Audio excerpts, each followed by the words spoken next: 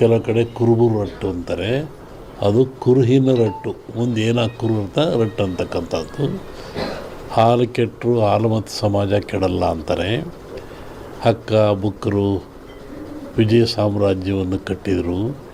ಇದು ಹೇಳೋ ಉದ್ದೇಶ ಏನು ಅಂತಂದರೆ, ಇವತ್ತು ಹಾಲುಮತ ಸಮಾಜದವ್ರ ಕೈಲಿ ರಾಜ್ಯದ ಅಧಿಕಾರ ಇದೆ. ಬಿಡಿಸ್ಕೊಳ್ಳೋದು ಅಷ್ಟು ಸುಲಭ ಅಲ್ಲ. ಅವರಾಗೆ ಬಿಡಬೇಕೆ ಹೊರತು ನೀವು ಬಿಡಿಸ್ಕೊಳ್ಳೋದು ಸುಲಭವಲ್ಲ. ಮುಂದಿನ ವಿಚಾರವನ್ನು ಯುಗಾದಿ ಮೇಲೆ ಹೇಳ್ತೀನಿ. ಹಾಗಾಗಿ ಒಂದು ಭವಿಷ್ಯದ ಚಿಂತನೆ ಏನು ಅಂದರೆ, ನಮ್ಮಲ್ಲಿ ಎರಡು ಭಾಗ ಮಾಡ್ತಾರೆ. ಒಂದು ಸಂಕ್ರಾಂತಿಯ ಭವಿಷ್ಯ, ಇನ್ನೊಂದು ಯುಗಾದಿಯ ಭವಿಷ್ಯ. ಸಂಕ್ರಾಂತಿಯ ಭವಿಷ್ಯ ರಾಜರಿಗೆ, ಮಹಾರಾಜರುಗಳಿಗೆ, ದೊಡ್ಡ ದೊಡ್ಡ ವ್ಯಾಪಾರಸ್ಥರಿಗೆ ಮತ್ತು ಅನೇಕ ಘಟನೆಗಳು ಬರುವಂಥದ್ದು ಸಂಕ್ರಾಂತಿ ಪುರುಷನ ಮೇಲೆ ಹೇಳುವಂಥದ್ದು. ಇದು ಯುಗಾದಿ ಮೇಲೆ ಬರುವಂಥದ್ದು ಯಾವುದು ಅಂದರೆ ಚಂದ್ರಮಾನ ಯುಗಾದಿ.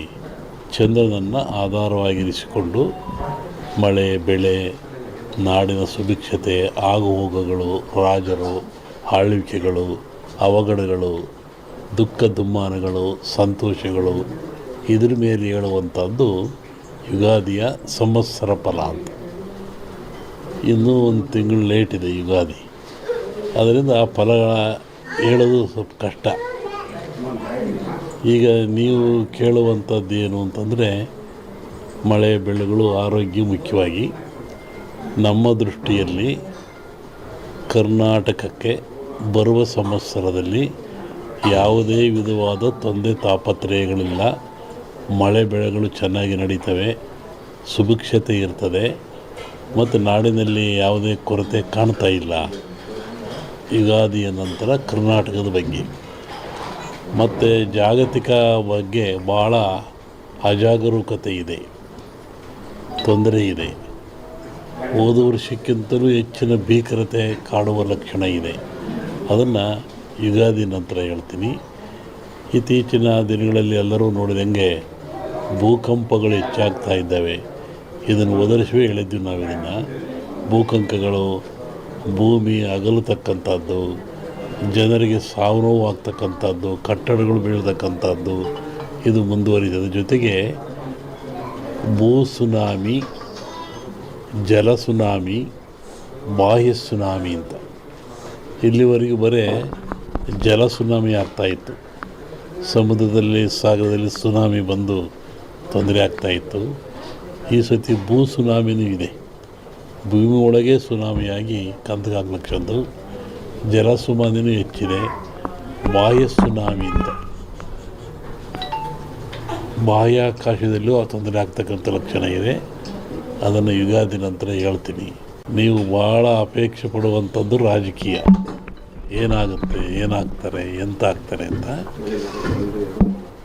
ಒಂದು ಸಾಂಪ್ರದಾಯಿಕವಾದ ಮಾತು. ಎಲ್ಲ ಧರ್ಮಗಳು ಇದ್ದಾವೆ, ಎಲ್ಲ ಸಮಾಜಗಳು ಇದ್ದಾವೆ, ಎಲ್ಲ ವರ್ಗದವರು, ದೈವದವರು ಈ ಭೂಮಿಯಲ್ಲಿ ವಾಸ ಮಾಡ್ತಾ ಇದ್ದಾರೆ. ಒಂದು ಸಮಾಜ ಪ್ರಾಚೀನ ಕಾಲದಿಂದಲೂ ಸಹಿತ ಹಾಲುಮತ ಸಮಾಜ ಅಂತ ಕರೀತಾರೆ. ಹಾಲುಮತ ಸಮಾಜ ಅಂದರೆ ಅವರು ಅಡವಿಯಲ್ಲಿದ್ದು ಕುರಿಗಳನ್ನು ಸಾಕಿಕೊಂಡು, ಕುರಿಯ ಇಕ್ಕೆಯಲ್ಲಿ ಲಿಂಗವನ್ನು ಕಂಡು ದೈವಾರಾಧನೆ ಮಾಡಿಕೊಂಡು ಬಂದಂಥ ಒಂದು ಸಮಾಜ.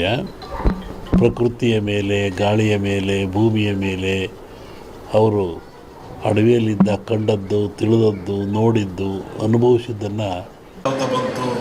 ಕನಕಾದಿಗಳು ಬಂದು, ವಿಷ ಬಂತು, ಎಲ್ಲವರು ಹಂಚ್ಕೊಂಡ್ರು. ವಿಷವನ್ನು ಯಾರು ಹಂಚ್ಕೊಳ್ಳಿಲ್ಲ. ಆವಾಗ ಪರಮಾತ್ಮ ಕೊಡ್ದ. ಆವಾಗ ಅವನಿಗೆ ಯೋಚನೆ ಆಯಿತು, ಸಕಲ ಸಂಪತ್ತೆಲ್ಲ ಕೊಟ್ಟುಬಿಟ್ಟೆ ನಾನು, ಸಮುದ್ರದಲ್ಲಿ ವಿಷವೂ ಬಂದುಬಿಡ್ತು, ಇದನ್ನು ನಾನು ಕೊಡದೆ, ಇದರಿಂದ ಪಾರಾಗೋದು ಹೇಗೆ? ಬಹುಶಃ ಈ ವಿಷ ಈ ಜನರ ಮೇಲೆ ಹೋದರೆ ಏನಾಗ್ತಿತ್ತು, ಕಾರ್ಕೋಟ ವಿಷ. ಅದಕ್ಕೆ ಯೋಚನೆ ಮಾಡಿ ಈ ಧನ್ವಂತರಿಯನ್ನು ಕೊಟ್ಟ.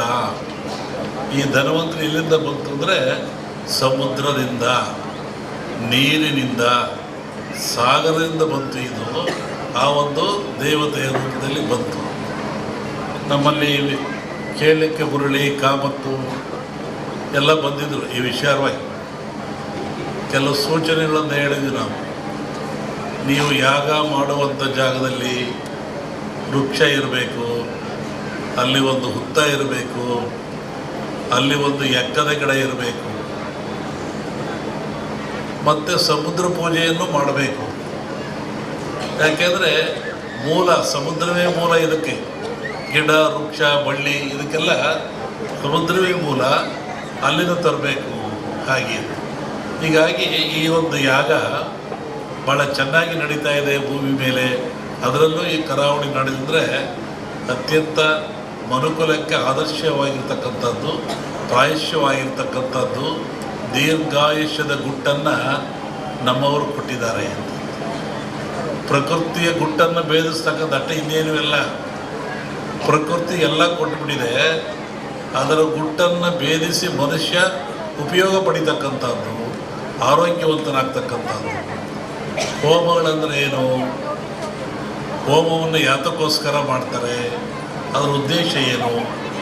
ಒಂದು ಕಲ್ಪನೆ ಆಧ್ಯಾತ್ಮಿಕ ಚಿಂತನೆ, ಮತ್ತೊಂದು ಕಲ್ಪನೆ ವೈಜ್ಞಾನಿಕವಾಗಿ ಚಿಂತನೆ. ನಾವು ಏನೇ ಮಾಡಿದರೂ, ಯಾವ ಕೆಲಸ ಮಾಡಿದ್ರು, ಯಾವ ಧರ್ಮ ಸಹಿತ ಅದು ವಿಜ್ಞಾನಕ್ಕೆ ಒಳಪಡಬೇಕು. ವಿಜ್ಞಾನಕ್ಕೆ ಒಳಪಡದೆ ಹೋದರೆ ಧರ್ಮ ಆಗಲ್ಲ, ಸತ್ಯ ಆಗಲ್ಲ, ನಂಬಿಕೆ ಆಗಲ್ಲ, ಅಜ್ಞಾನದ ಪರಮಾವಧಿ ಆಗ್ತದೆ ಅದು. ಹೋಮದಲ್ಲಿ ಏನಿರ್ತದೆ? ವನಸ್ಪತಿಗಳನ್ನು ಹಾಕ್ತಾರೆ, ಆಜ್ಯವನ್ನು ಹಾಕ್ತಾರೆ, ಅಗ್ನಿಯನ್ನು ಕೊಡ್ತಾರೆ. ಈ ಗಿಡಮೂಲಿಕೆಗಳು ಅಂತ ಹೇಳಿದ್ರು ನಾನು. ಈ ವನಸ್ಪತಿಗಳಿಂದ ಅಗ್ನಿಗೆ ಹಾಕಿ ಹೋಮ ಆಜ್ಯ ಸುರಿಯೋದ್ರಿಂದ ನಮ್ಮ ನಂಬಿಕೆ ಅಗ್ನಿ ದೇವತೆಗಳ ಮುಖ, ಅಲ್ಲಿ ಔಷಭಾಗ್ಯವನ್ನು ಕೊಡೋದ್ರಿಂದ ದೇವತೆಗಳಿಗೆ ತಲುಪ್ತದೆ. ಆವಾಗ ನಾಡು ಸಮೃದ್ಧಿಯಾಗಿರ್ತದೆ, ರೋಗ ರುಜಿನ ದೂರವಾಗ್ತದೆ. ಒಂದಾದರೆ ಅಗ್ನಿಯನ್ನು ಆರಾಧನೆ ಮಾಡಿದವರು ಯಾರು? ಇದು ಒಂದು ಪ್ರಶ್ನೆ. ಅಗ್ನಿಹೋತ್ರಿಗಳು ಅಂತಿದ್ದಾರೆ, ಅವರು ನಿತ್ಯವೂ ಅಗ್ನಿ ಆರಾಧನೆ ಮಾಡಿ ಪೂಜೆಗಳನ್ನು ಮಾಡ್ತಾರೆ.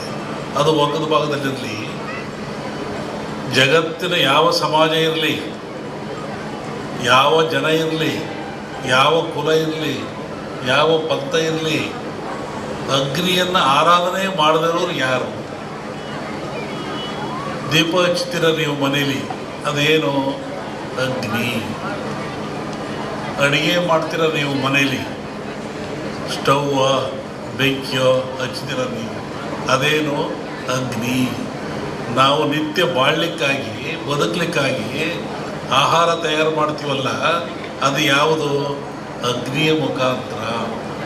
ಹಾಗೆ ಅಗ್ನಿ ಜಗತ್ತಿನ ಚರಾಚರಕ್ಕೆ, ಮನುಕುಲಕ್ಕೆ ಆದರ್ಶ, ಅವಶ್ಯಕ. ಅಗ್ನಿಯಿಂದ ಯಾವುದೂ ಇಲ್ಲ. ಧಾರ್ಮಿಕವನಾಗಿ ಅಗ್ನಿಗೆ ಭವಿಷ್ಯವನ್ನು ಕೊಡ್ತೀವಿ ಅಂತ ಹೇಳೋದು ಒಂದಾದರೆ, ಅದನ್ನು ವಿರೋಧ ಮಾಡೋದು ಒಳ್ಳೆಯ